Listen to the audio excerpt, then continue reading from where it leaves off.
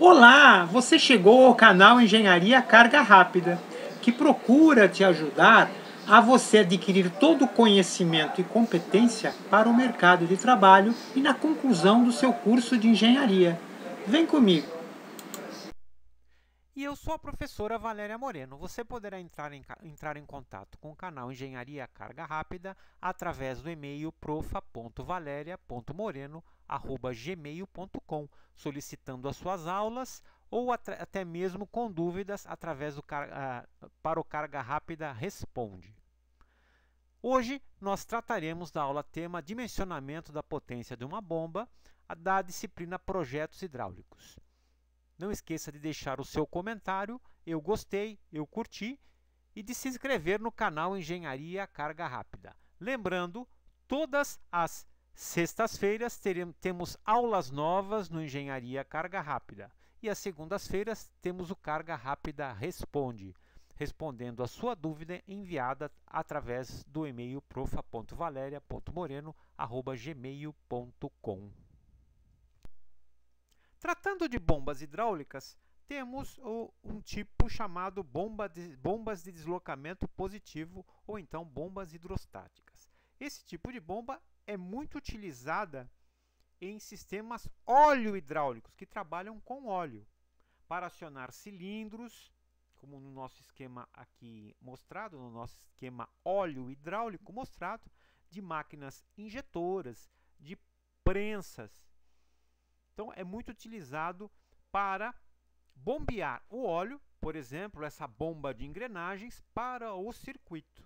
A característica de uma bomba de deslocamento positivo é ela bombeia, ela gera o fluxo do óleo para o circuito e impulsiona o óleo constantemente para o circuito. E não para de gerar essa vazão de óleo para o circuito, até que o circuito fica totalmente pressurizado e cheio de óleo, e ela continua impulsionando o óleo até que ocorra a ruptura da tubulação, a ruptura do cilindro.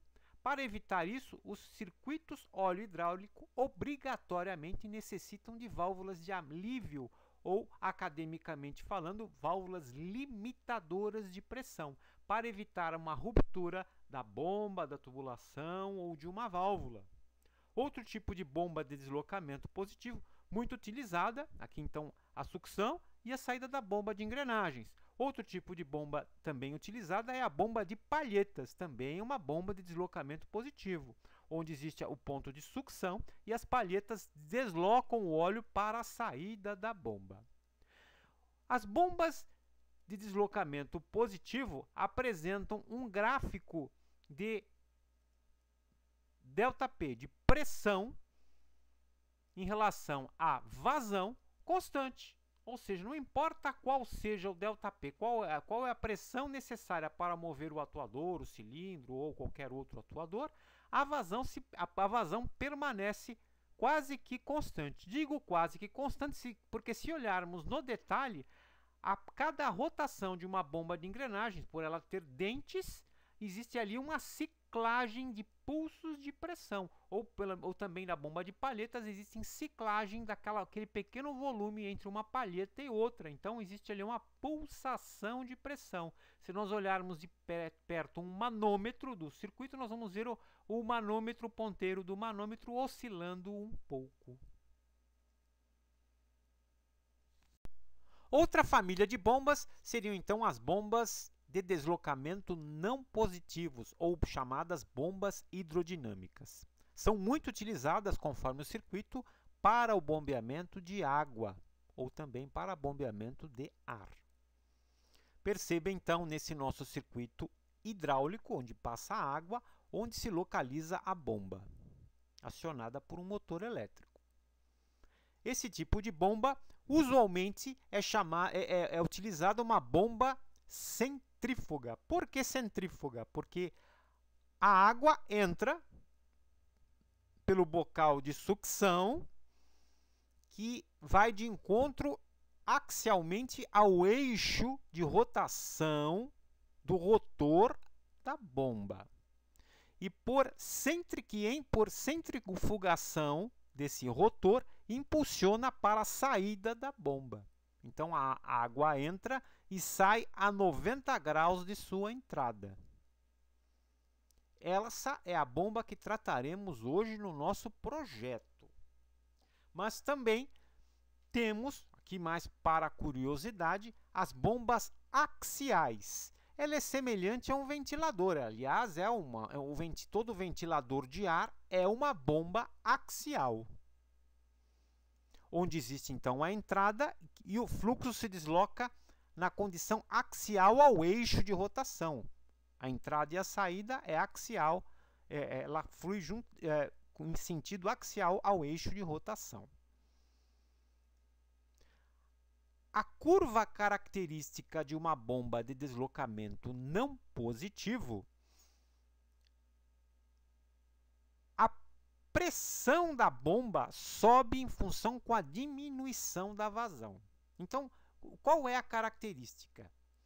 Na bomba anterior, na bomba de deslocamento positivo, se fechássemos um registro na saída da bomba e não houvesse uma válvula limitadora de pressão, ocorreria a ruptura da carcaça da bomba.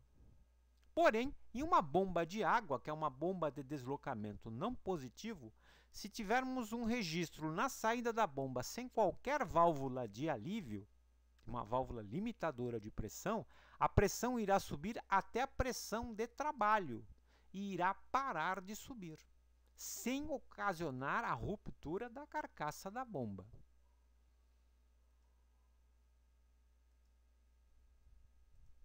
Para compreendermos o funcionamento de uma bomba, temos que abordar o conceito de pressão. Pressão é uma relação de força pela unidade de área, onde pelo sistema internacional, força seria dada em Newton, área em metro quadrado. Aí teríamos que a pressão seria Newton por metro quadrado. Para simplificar, Newton por metro quadrado seria a unidade chamada Pascal. Se decompormos a equação da pressão, teríamos que uma força ela é uma relação de pressão vezes a área.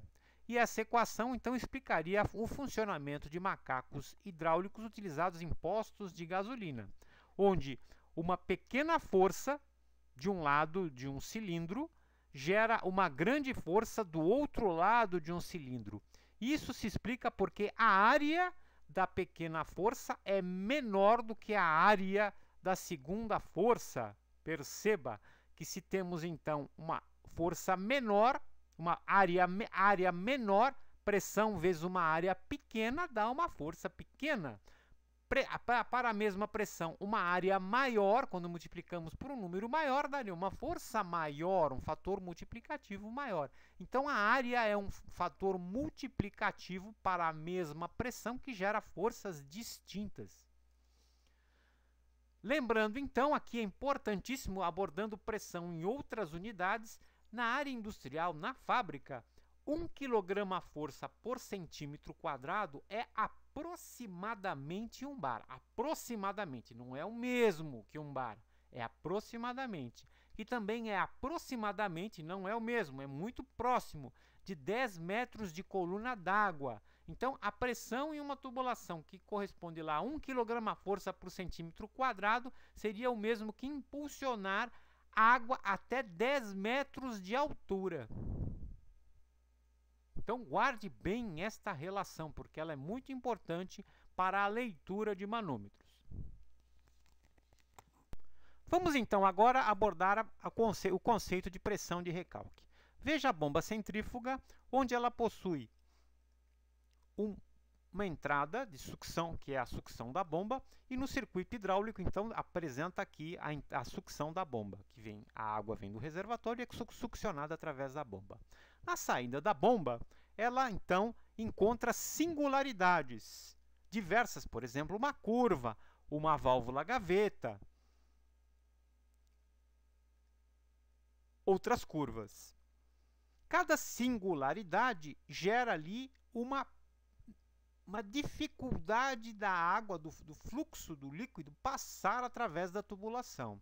Essa dificuldade de ter o fluxo de água através do duto, nós chamamos de perda de carga, ou seja, existe uma diminuição da pressão na saída final da água. Apesar da bomba gerar uma pressão elevada, na saída teremos uma pressão inferior devido à perda de carga nas singularidades, que são curvas e válvulas. Para tanto, a bomba necessita de uma pressão de recalque para fazer com que o líquido passe através das singularidades. Nós, então, representamos por ΔH ali uma pressão residual. Nós, então, abordaremos essa pressão de recalque para uma facilidade maior de cálculos em metros. Lembrando, 1 kg/força por centímetro quadrado é o mesmo que recalcar a água a 10 metros de altura, 10 metros de coluna d'água. Então, calcularemos todas as pressões de recalque em metros de arraste de água. E como poderemos saber a perda de carga nas singularidades, ou seja, nas válvulas de gaveta, nas curvas? Como poderemos saber isso? Através de tabelas. Existem algumas tabelas que mostram em função do diâmetro do tubo que temos instalado. Ou seja, em função da peça, se é um cotovelo, se é um registro, e o diâmetro do tubo, multiplicamos esse fator pelo diâmetro do tubo e temos ali o metro de perda de carga, metro linear de perda de carga. Existem outras tabelas também que mostram o comprimento equivalente do tubo em função do tipo de conexão e do diâmetro nominal. Aí a sua pergunta seria, mas não envolve a vazão? A perda de carga não é função da vazão? Pois é, aí então teremos um fator multiplicativo importante. Ao calcularmos todas as perdas de cargas nas singularidades, temos que entrar em outra tabela, que é a perda de carga em metros de coluna de água para a tubulação retilínea. Então, após calcular todas as singularidades, fazemos o seguinte: verificamos o diâmetro nominal em função da vazão. Então, com isso encontraremos um fator multiplicativo que iremos multiplicar com o valor encontrado na tabela anterior. E agora vem a pergunta: qual seria a potência necessária para mover o rotor de uma bomba hidráulica?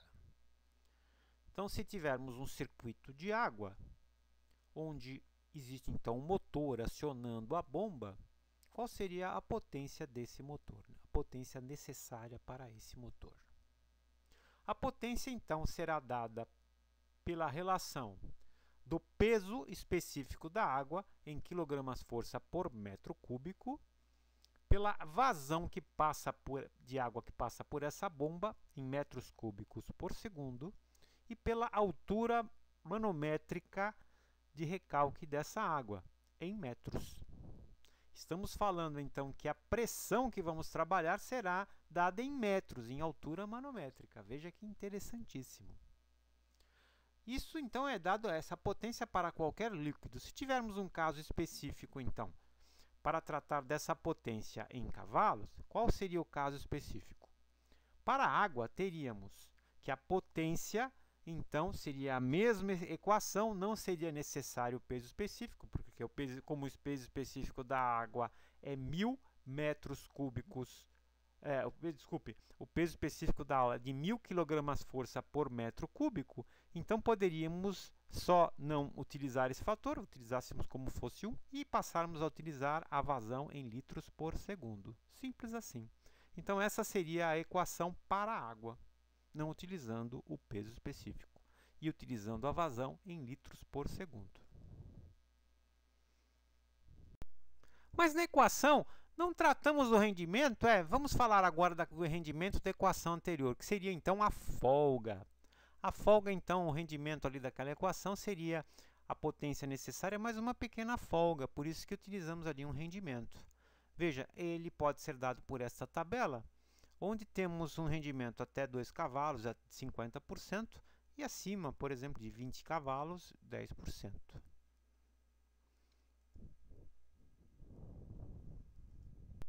E agora vamos ao nosso desafio carga rápida. Determinar os diâmetros das tubulações para o circuito hidráulico ao lado, que terá um consumo de 40 mil litros por dia.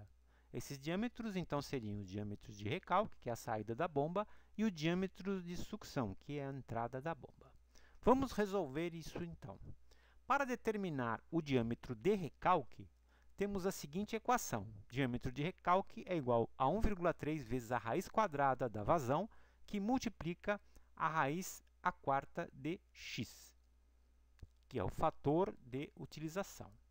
A vazão, ela é uma relação do consumo diário dividido pelas horas que queremos que a bomba trabalhe. Como temos, então, um consumo diário de 40 mil litros por dia, e queremos que a bomba trabalhe apenas 6 horas por dia, então temos que a vazão necessária é de 0,00185 metros cúbicos por segundo. Então, teríamos a bomba trabalhando apenas 6 horas por dia.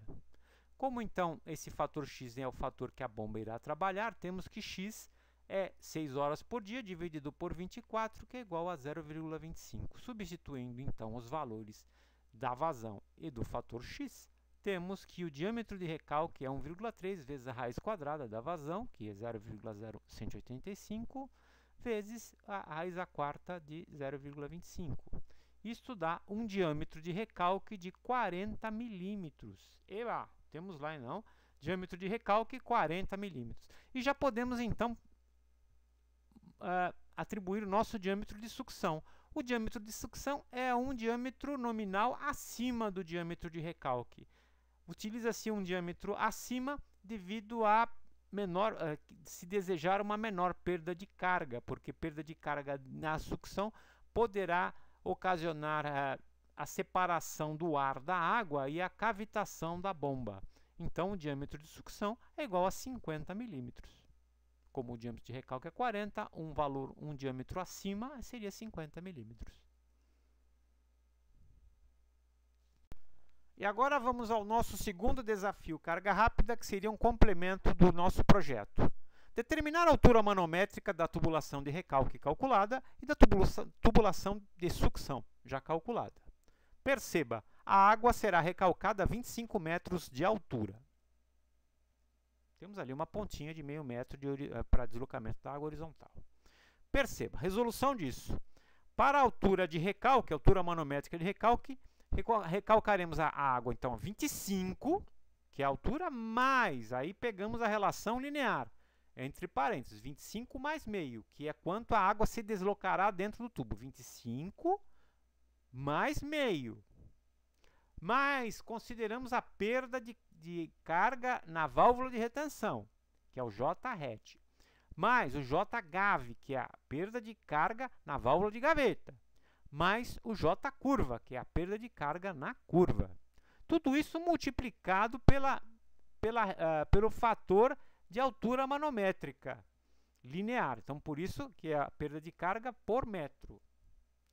Sempre olhando esses valores, então, na tabela, em relação ao tubo de recalque, calculado, de 40 milímetros. Para a válvula de retenção, olhando na tabela, temos ali uma perda de carga equivalente de 9,1 metros de tubo. Para a válvula, para o registro gaveta, temos uma relação de perda de carga de 0,7 metros, perda de carga equivalente. E para a curva de 90 graus, teríamos uma perda de carga equivalente de 1,2 metros.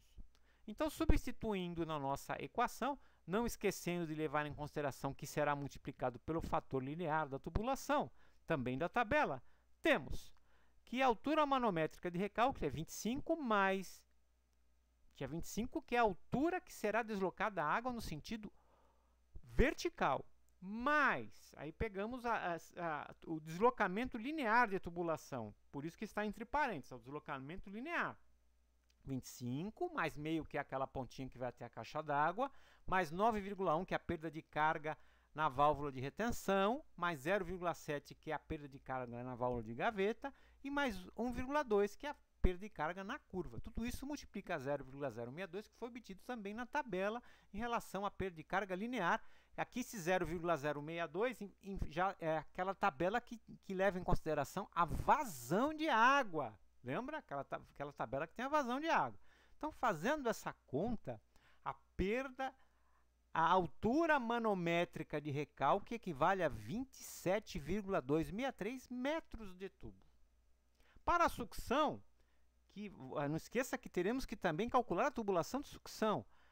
A válvula de crivo do pé de sucção, do tubo de sucção, é de 3 metros até a bomba. Não é do nível de água, é onde está a válvula de crivo. Tem uma valvulinha lá embaixo, tem um filtrozinho e uma valvulinha de retenção ali, no pé do tubo de sucção. Então, essa distância é de 3 metros. Então, vamos montar a nossa equação.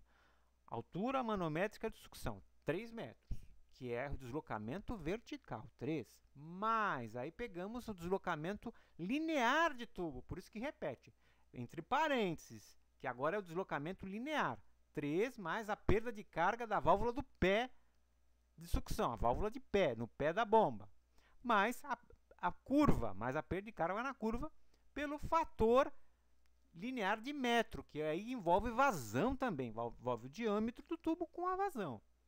Então, teríamos os valores substituindo, 3 mais 3, pegaríamos na tabela, 23,7 mais 1,3, e o fator, isso daria 3,616 metros linear de tubo. E agora vem o terceiro desafio, carga rápida, que é a continuação do nosso projeto. Determinar a potência do motor elétrico para a bomba com rendimento de 50% do circuito ao lado. 50% porque na tabelinha de folga, lembra? Era 50% que uma bomba deveria trabalhar de folga. Potência! Utilizamos a equação dada, que é a relação da vazão em litros por segundo, altura manométrica em metros, que fizemos a altura manométrica equivalente, dividido por 75, que é o fator de ajuste, e o rendimento. Fator de ajuste das dimensões, para litros por segundo, porque trabalhamos em litros, em metros, para dar cavalo. Só por isso, para ajustar as unidades para sair a resposta em cavalo, por isso 75. Então, a potência seria 1,85 litros por segundo. Calculamos no nosso primeiro desafio carga rápida. Vezes altura manométrica, calculamos. Altura manométrica de recálculo, calculado agora no segundo carga rápida, 27,3. Lembram? Mais 3,6, que é a altura manométrica do recalque, 3,6. Tudo isso multiplicado, dividido pelo 75 e pelo meio, que é o rendimento. Tudo isso, então, gera uma potência necessária para o motor elétrico de 1,5 cavalos. Aonde? No motor elétrico da bomba.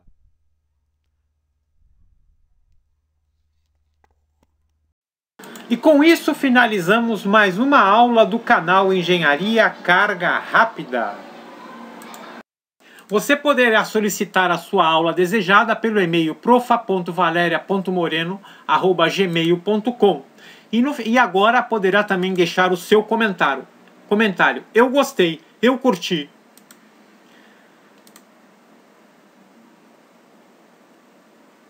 Também poderá se inscrever no canal Engenharia Carga Rápida.